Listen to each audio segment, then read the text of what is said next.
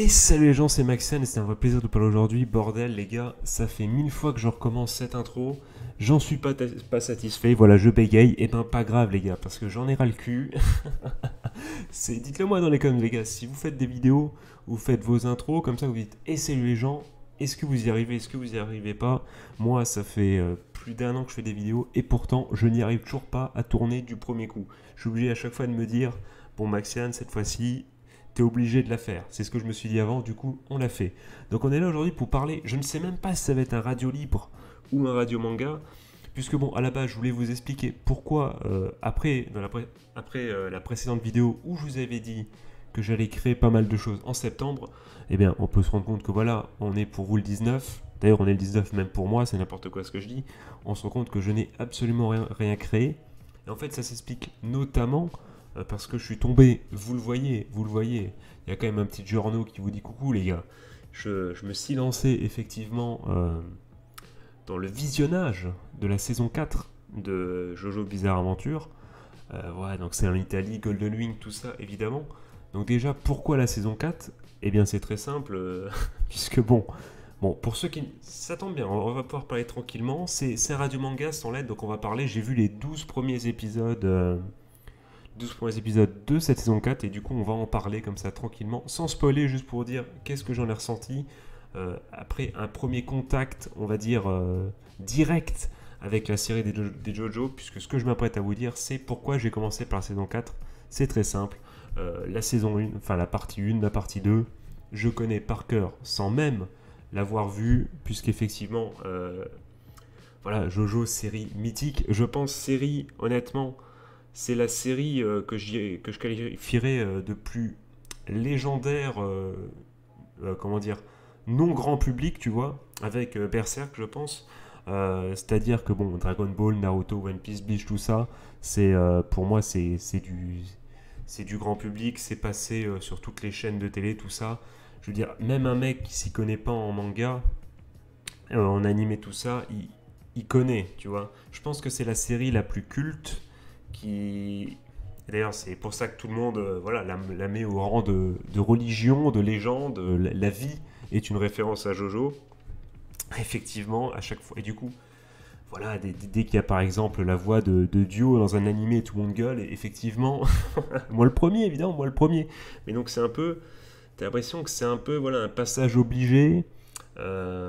Et comment dire, vraiment, le truc le plus culte, l'animé, enfin l'œuvre, parce qu'il y a aussi le manga évidemment, l'œuvre la plus culte, comment dire, des initiés un peu. Enfin, je veux dire, faux.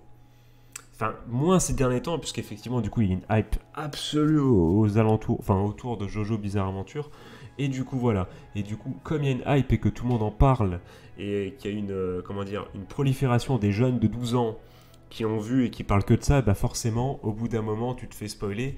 En plus, moi, j'aime bien, vous savez, ces chaînes qui parodient un peu les animés, voilà, je crois qu'il y a Rick-Tech, il y a des trucs comme ça, je sais plus, les trucs Brother, Crazy Bomb, des trucs comme ça. J'aime bien ces chaînes, bah, depuis effectivement les Chevaliers du Zodiac, la série abrégée, hein. C'est le chef-d'œuvre. Franchement, si vous n'avez rien à faire sur YouTube, allez voir, après avoir écouté ma vidéo évidemment, qui est un podcast, hein, les gars, ça sert à rien, l'image ne changera pas, il vous dira coucou le Giorno pendant toute la durée de la vidéo. Euh, donc voilà, vous pouvez faire quelque chose à côté, farmer votre jeu mobile et juste laisser les écouteurs. Donc après cette vidéo, voilà, vous foncez voir le Chevalier du Zodiac, la série abrégée, les gars, s'il vous plaît. Ça et Star Wars Déconne, ça me paraît être le b.a.-ba du YouTube Game, hein, c'est vraiment Star Wars Déconne. Non, pas Star Wars Déconne, oui, mais surtout les Chevaliers du Zodiac, la série abrégée, qui est pour moi, je sais pas, un des plus grands piliers de l'histoire du YouTube français. Je pense qu'il n'y a que le Joueur du Grenier qui pour moi est au-dessus, je pense. Je veux dire, pour moi, parce que je compte pas les Cyprien, Squeezie et compagnie, parce que voilà, ils sont arrivés plus tard encore. Ils sont arrivés plus tard, donc, et Norman ils sont arrivés plus tard. Donc franchement, je vais aider avec la série abrégée, du génie, et allez voir si vous voulez, si vraiment si vous avez rien à faire, allez voir ça. C'est du génie, c'est une vanne tous les 2 secondes et demie. J'adore, je les ai vus 1000 fois et je rigole toujours autant. C'est génial. Enfin, ça pour dire que voilà, donc entre les parodies et tout le monde voilà, qui spoil, je connais les 2 points partis par cœur. En plus, du coup, je sais comme voilà, comme vous savez que chaque et ça qui est très intéressant aussi dans l'œuvre, dans son intégralité de Jojo, ce qui est intéressant, c'est que chaque partie, en fait, c'est un univers différent. C'est comment dire, c'est même, c'est une façon, c'est une histoire, un storyboard totalement différent. On peut partir sur une épopée, sur comment dire, je sais pas, sur du voyage, qu'on peut partir, ben voilà, dans cette série qui nous intéresse aujourd'hui, qui est disponible chez Crunchyroll, gratuite, je crois. Je passe, les amis, du coup, quand même incroyable, toc, en capture d'écran, et je vous mets toc, du coup. Voilà, donc c'est disponible là, Jojo Bizarre Adventure, la saison Golden Wings, évidemment, disponible gratuitement, les amis. Donc, franchement, allez-y. Et si elle ne l'est pas, si vous êtes un ami proche de ma personne, je vous passerai mes identifiants. Et sinon, bah, bonne chance. Effectivement, de toute façon, voilà, Jojo, c'est du génie. On revient, toc, c'était ça, voilà. Donc, on en vient au sujet principal. J'ai commencé, du coup, je me suis dit, bon. Et moi, c'était en fait que la saison 3 et la saison 4 à regarder vraiment, où j'étais vraiment dans l'inconnu. La saison 3 me paraissait, voilà, elle me paraît un peu bizarre, je sais pas, je sais pas, il y a un truc qui me déplaît. Dites-moi ce que vous pensez de cette saison dans les coms. Je parle en saison, pas en partie, parce que je suis pas sûr que sur Crunchyroll, ouais, il y a les numéros des saisons soient égaux au numéro des parties, parce qu'il y a plus... il y a plus de Joe Star que de saisons sur Crunchyroll, donc je sais pas. Je sais pas s'ils n'ont pas regroupé à un moment quelque chose, ça. Enfin bon, voilà, on s'en fout. On s'en fout totalement. Qu'est-ce que je voulais dire? Ah, quoique, attendez. Toc, toc. 4, 5. Enfin bon, bref, on s'en fout. Qu'est-ce que je voulais dire du coup? Ce que je voulais dire, c'est que donc j'ai commencé là, puisque effectivement, donc là, on va pas passer sur un peu pourquoi on doit regarder, pourquoi vous devez regarder Jojo Bizarre Adventure la saison 4. Au moins le début, comme je l'ai fait, parce que pendant les 12 premiers épisodes, j'ai kiffé. Et effectivement, et c'est surtout, pour moi, c'est la quintessence du genrage absolu. Évidemment, effectivement, c'est la première fois du coup que je regarde vraiment les épisodes. Et effectivement, c'est du génie. Déjà, les musiques, je connaissais bien avant le visionnage déjà tous les OST et tous les openings de cette saison. Mais les écouter, voilà, c'est toujours un kiff. Visuellement, c'est stylé. Le genrage, du coup, avec toutes ces couleurs, toutes ces poses, les fameux Jojo poses, voilà. C'est ouf, c'est incroyable. Jojo, c'est un truc, tu peux le voir au premier degré et au second degré en même temps. Tu peux te marrer des poses tout en étant à fond dans l'histoire, parce que l'histoire, franchement, c'est ça qui m'a donné envie de voir cette saison plus qu'une autre. Et même plus que, je ne sais pas, me retaper la saison 1. Je parle du coup en saison, encore une fois, sur Crunchyroll, les gars. Si vous êtes... pour me suivre, allez sur Crunchyroll et regardez leur timeline à eux. Et du coup, qu'est-ce que je voulais dire? Donc, ça m'intéressait plus l'histoire, parce que cette histoire, saison 4, c'est une histoire de mafia. C'est une histoire de montée dans une organisation criminelle. C'est quand même hyper stylé. Voilà, c'est justement, on part sur du coup une storyline totalement différente des autres parties de Jojo. Et du coup, ça m'a grave intéressé. Donc je me suis lancé ça. Surtout qu'en plus, j'ai l'impression que c'est la série justement avec le plus de genrage, avec des persos les plus magnifiques, quoi, les plus goldés. Les mecs, tu les croises dans la rue, tu te dis, mais c'est incroyable, quoi. C'est sur une tronche. Non, mais il faut quand même se dire que j'ai plus son nom à ce bougre. Comment s'appelle-t-il?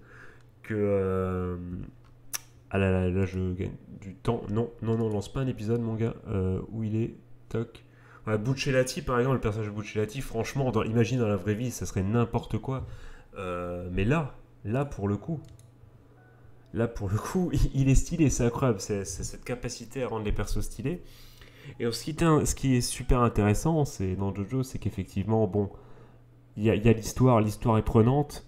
T'as ce côté combat stratégique qui vraiment est super bien stylé et super bien mis en scène. Plus, bah oui, tout ce côté, comme j'ai dit, super intéressant avec l'histoire. Et ce côté second degré, du coup, avec à chaque fois les pauses, à chaque fois que quelqu'un parle, il prend une pause, tu dis, mais c'est n'importe quoi comme ils sont fringués, ça n'a aucun putain de sens. Mais c'est ça qui est génial. Et franchement, je me suis dévoré les 12 premiers épisodes pas en 5 minutes, puisque j'ai tout regardé, évidemment, suis-je bête, mais voilà, je les ai enchaînés à la suite.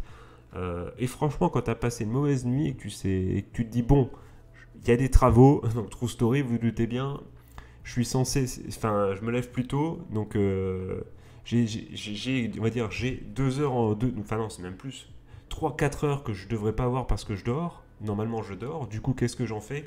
Eh ben, j'en ai fait du Jojo Bizarre Aventure et je ne regrette absolument pas. Non, c'était vraiment super sympa, super stylé. Franchement, je, je recommande à tout le monde, effectivement, de tester au moins une fois. Et de part, que je veux dire, et de part, et surtout, et pourquoi pas plutôt, commencer direct par cette saison 4, puisque bon, il y aura un vrai radio manga sur, du coup, quand j'aurai fini Jojo, du coup, la saison 4, la dernière saison, est-ce qu'un néophyte peut le regarder ou pas? Franchement, bon, il y a l'histoire des stands évidemment, mais je pense que même sans capter tout, voilà, même s'il comprend pas quand Jotaro apparaît, moi je pense que ça se laisse regarder quand même, et on peut comprendre. L'animé fait bien le taf, comme tu comprends bien. Je pense que un néophyte pour regarder, en tout cas, je vous conseille vraiment, même ceux qui l'ont pas vu, de regarder au moins une des parties. Enfin, la première partie, le problème c'est que la première partie, franchement, c'est pas la meilleure, quoi, la première partie de Jojo. En termes justement du storyline, de comment c'est fait, j'ai pas l'impression que ce soit le mieux. Tu vas commencer par celle-là, ça me paraît être une bonne idée. Hein. C'est totalement con, mais c'est comme cet ordre de Fate Zero. Enfin, le Fate, du coup, où il y en a beaucoup qui disent qu'il faut commencer par Fate Zero avant Fate Stay Night. J'en suis perso pas convaincu, hein, les gars. On peut regarder Fate Zero après, les gars. Et je reviens tout de suite. Je reviens tout de suite.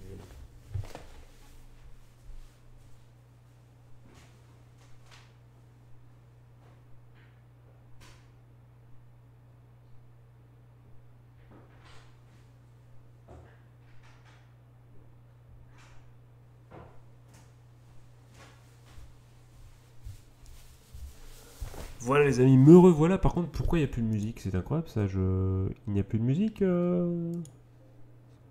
les petits amis là. Que se passe-t-il? Toc toc toc toc.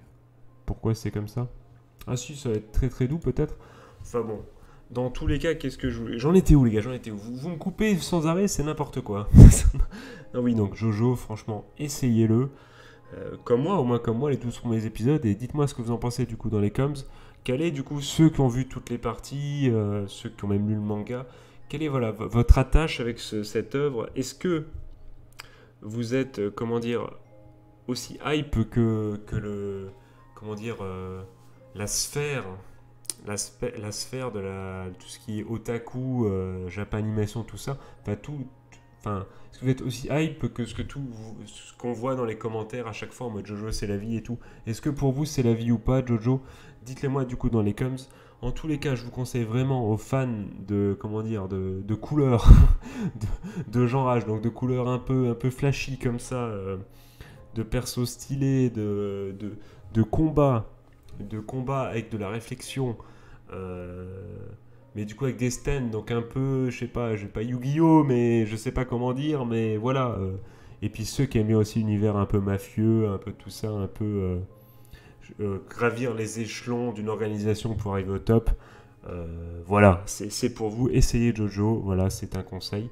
Moi dans mon cas, du coup, qu'est-ce qui va se passer? C'est que je vais continuer du coup Jojo et faire un radio manga à la suite, si vraiment, si vraiment, bah normalement c'est vrai stylé, mais on va continuer et on va voir ce qu'il en est et je vous dirai à la fin ce que j'en pense. Mais du coup, vous savez maintenant que voilà que je regarde du coup la dernière adaptation à ce jour de Jojo et que voilà et que pour l'instant je kiffe bien ma race. D'ailleurs, quand tu te dis que la prochaine du coup saison c'est un perso féminin, du coup le Jojo, enfin bon le perso principal, je n'ai qu'une envie, c'est de mater cet animé parce que ça risque d'être très très stylé. Enfin bon, du coup, on va quand même parler un peu d'autre chose. Enfin, je ne sais pas. Dites-moi peut-être ce que vous avez fait en septembre. Du coup, on va peut-être parler un peu des consoles, quoique. Allez, on part en radio libre, les gars. On part en radio libre, on s'en fout. Du coup, les consoles, les amis. Voilà, en cette fin d'année, qu'allez-vous faire, les amis? La Xbox. Voilà, on sait les nouvelles Xbox. On sait, Sony a annoncé avec ses prix, des prix d'ailleurs, défiant toute concurrence, mais dans l'autre sens. Ce qui est assez stylé, et le Nintendo Direct avec du coup Monster Hunter, tout ça. Voilà, qu'est-ce que vous allez faire en cette fin d'année? Ça peut être très intéressant. Puisque bon, entre le peu de jeux qui va sortir sur Nintendo en cette fin d'année, le peu de jeux qui va sortir sur les nouvelles Xbox, sur la nouvelle PS5, quel est votre choix entre les consoles? Est-ce que vous dites peut-être que vu le peu de jeux justement qui sortent sur les consoles dès le début, vous n'avez peut-être pas acheté des One, peut-être que vous avez quand même acheté des One, laquelle, pourquoi, battez-vous dans les coms si vous voulez. En tout cas, moi, mon avis, pour l'instant, c'est que,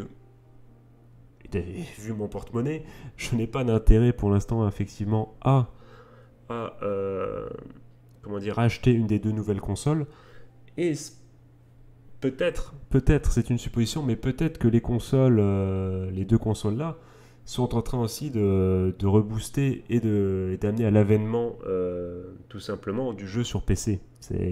Ça peut être un effet, puisque bon, on arrive quand même, comment dire, tout simplement, je vais donner un exemple concret, mais pour moi, actuellement, la meilleure solution, donc on oublie les next-gen, mais la meilleure solution pour moi de gaming, c'est d'avoir un ordinateur assez puissant pour faire tourner des jeux, d'avoir une PS5 et d'avoir une Switch. Pour moi, c'est le meilleur compromis. Pour l'instant. On verra bien après ce qui se passe avec les exclus, le Tokyo Game Show, mais pour l'instant, et ça risque d'être la même chose sur le. S'il n'y a pas grand mouvement de Microsoft, ça risque d'être la même chose, les amis.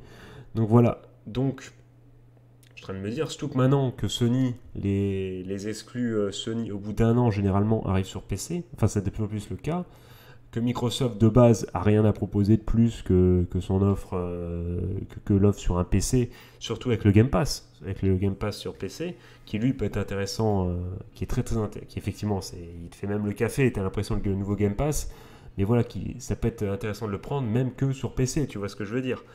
Mais je me demande, je pose cette question, est-ce que finalement la guerre de Sony-Microsoft sur console évidemment, n'est pas la, comment dire, la meilleure chose qu'il soit pour le marché du PC en matière de gaming, et pour la Switch aussi également, parce que la Switch se démarque totalement avec des autres jeux.